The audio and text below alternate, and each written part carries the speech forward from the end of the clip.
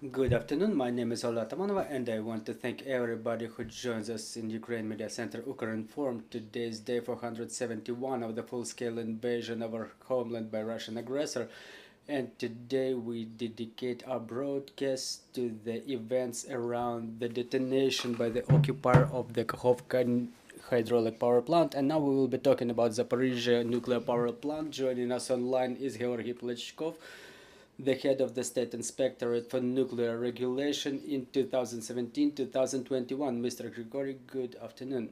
Good afternoon. Mr. Hryhoriy, so what's the situation in Zaporizhzhia NPP after the detonation of the dam of Kakhovskaya hydraulic power plant? What are the consequences for the nuclear power plant? The nuclear power plant it has a complicated situation since the 4th of March. They only stay fed with one electricity line. 5 energy blocks are in idle. One is in hot idle mode. The water for cooling of the active zones of the reactor, even given the level of water in Kakhovskaya water reservoir and given the reserves available at the nuclear power plants, so those reserves are sufficient for cooling of both active zone of the reactor and the cooling pool. Mr. Hryhoriy, how long will those reserves last? Well, it's a complicated question because, first of all, it's contemplated by the project that the minimal level of water in Kakhovskaya water reservoir will be sufficient for cooling of the active zone of the reactor and the cooling pools. And after the catastrophe in Fukushima 1, us as a state were involved in the stress test for the Zaporizhzhia nuclear power plant. We were playing this scenario for Kakhovskaya water reservoir and the nuclear power plant of Zaporizhzhia, and the scenario of water level falling in Kakhovskaya water reservoir was considered too. There are alternative sources to feed the active zones of the reactor and the cooling pool by the alternative power sources for cooling of the pool and the active zones. So shortly, our Zaporizhzhia nuclear power plant will be able to maintain the cooling process. Yes, exactly. Well, there are different figures, but I can only express my own opinion. I think that the cooling pool should be sufficient for 1.5 months, maybe 2 months of emergency-free operation. There are reserves again in the nuclear power plant itself, but there are also the alternative sources to feed the cooling pool from the distance. Mr. Hryhoriy, it's no secret to anybody that the latest activities by the occupiers in our land and the detonation of the dam became a moment when we all feel that the occupiers will stop at nothing. What are the scenarios that are worth considering in relation to Zaporizhzhia NPP? What are the worst case scenario that may unfold now that we realize that the Russians commit the acts of terrorism and Zaporizhzhia NPP is exactly the spot where they can continue exercising their terroristic activities? Well, again, it's a very complicated question. For the time being, it's extremely complicated, I would say, but in my opinion, they will not resort to some Fukushima or Chernobyl scenario close to their borders. The Zaporizhzhia nuclear power plant is not so far from the borders of the unesteemed Russian Federation. That's why I apologize. I think that the worst case scenario may be flooding of our active zones of reactors.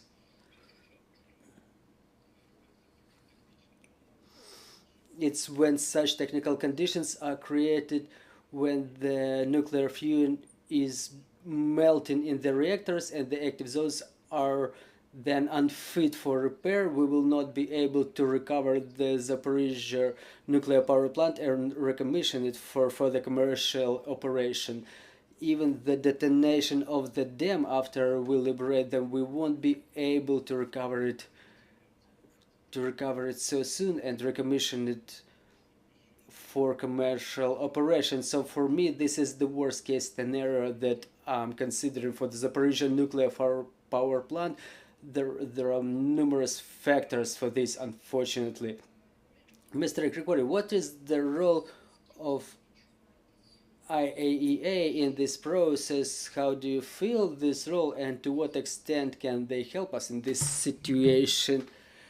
I think that they are mostly a deterrent factor for Zaporizhzhia nuclear power plant situation. This is why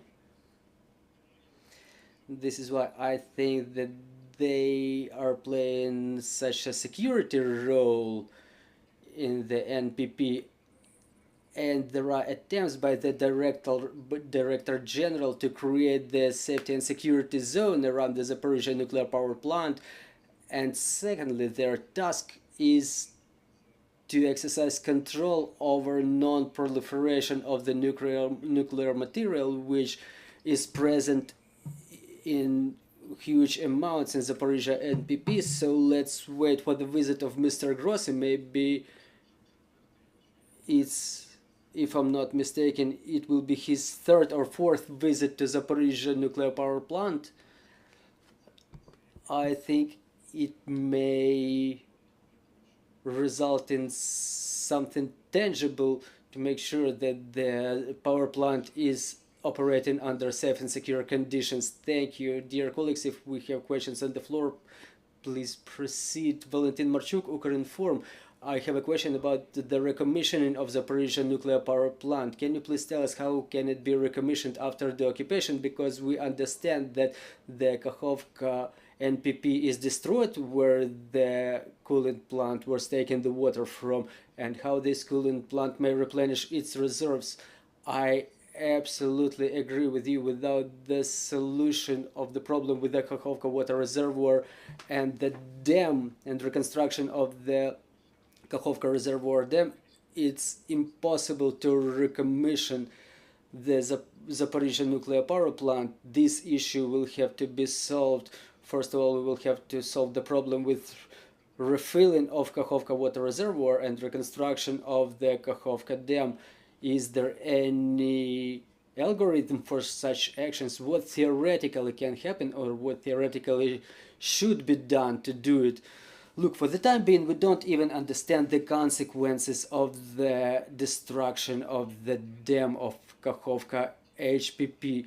All those problems can only be solved after the occupation and demilitarization of the facilities of both Kakhovskaya HPP and Zaporizhzhia nuclear power plant and other facilities which are a part of this complex, of this big hydroenergetic facility as Kakhovskaya hydraulic power plant. So again, without demilitarization, without bringing it back under Ukrainian control, solving this problem with Zaporizhzhia nuclear power plant and Zaporizhzhia thermal power plant is unfortunately impossible.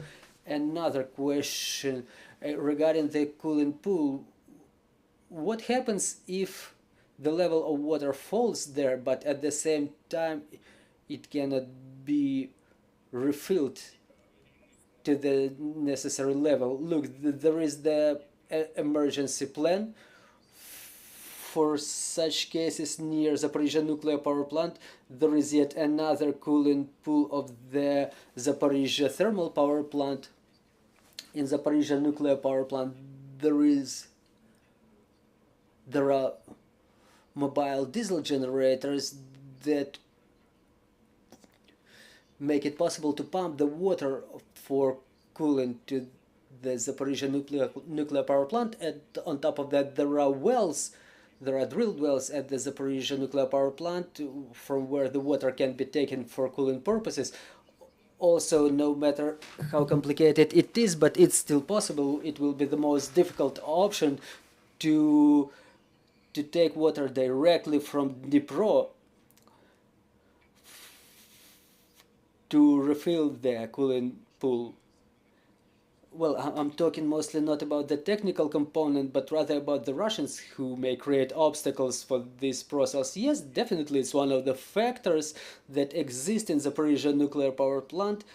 There are really Russian military present there and some unidentified personnel of Rosatom. There is heavy material, there is ammunition placed there, so I absolutely agree with you that presence of the Russian military and some unidentified Russian personnel is yet another factor that may result in different unforecasted events in Zaporizhzhia nuclear power plant. That's yet another hazardous factor that exists there for the time being.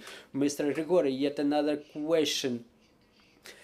Given the fact that the team that works in the Zaporizhzhia nuclear power plant, our team, are they sufficient to launch this emergency scenario? Look, according to different assessments, there is the critical number of specialists left in Zaporizhzhia nuclear power plant who may launch this emergency plan in case of any emergency. There are different scenarios again, and there are different kinds of people there, but in my opinion our personnel is sufficient in just not to let the events unfold under the emergency scenario. You know, the city of Energodar is a hostage, and so to say, and people who live there, they are hostages, and they ensure the safe operation of the Zaporizhzhia NPP, and I think that they're sufficient in numbers. They are our licensed personnel, they were properly trained to work on Zaporizhzhia nuclear power plant. However, the psychological impact of the occupiers, it brings its results. So again, it's a complicated question, but I think that our personnel is professional enough to impede any emergency scenarios. So another question about our personnel there. Do we have any news about what's going on there? Do the Russians still exercise the pressure on our professionals who remain working there, who maintain the operation of the Zaporizhzhia nuclear power plant? Well, according to the latest information from different sources, the personnel of the Zaporizhzhia NPP continue surveying and monitoring the level of water in Kakhovka water reservoir and the cooling pool, because they understand that it's almost an emergency situation. About the arrest of the people or throwing them into the cellars, I haven't heard any such stories within the last couple of months. So I think that even under the pressure, people still are able to fulfill their professional duties. Thank you very much for this broadcast. Thank you for the information.